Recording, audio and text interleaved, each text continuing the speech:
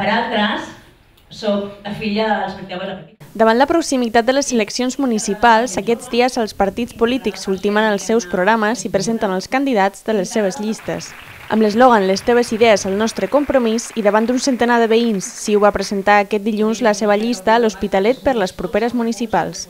Una llista encapçalada per Mònica Boquera i seguida per Francesc Blanc, Joan Berenguer, Belén Lavilla, Juan José Blasco, Teresa Micola, Àlex Sancho, Ferran Conejo, María José Sánchez, Montserrat Coll, Antoni Castellnou i Josep Castelnou.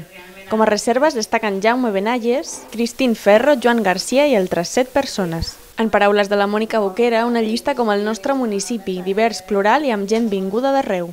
La nostra llista és el mateix. La nostra llista està integrada per gent vinguda d'Extremadura, vinguda de Romania, vinguda de molts indrets, gent també nascuda al municipi. Està integrada per professionals, per empresaris, per gent que treballa a l'administració, per gent jove, per gent més madura. És una llista, jo crec que plural, diversa i molt potent en quant a perfils professionals de la gent que l'integra. Pensem que cal un ajuntament molt més obert, molt més proper a les persones i hem començat preguntant a la gent com voldrien que fos els diferents pobles del municipi. I d'alguna manera hem recollit moltíssimes idees i peticions de molta gent i d'aquí l'eslògan de campanya "Les teves idees, el nostre compromís". L'acte de presentació va tindre lloc dilluns a la Casa de la Vila de l'Hospitalet, dimarts a la Sala Polivalent del Pavelló de Vandellós i dimecres a Mas Boquera i Mas Riudoms.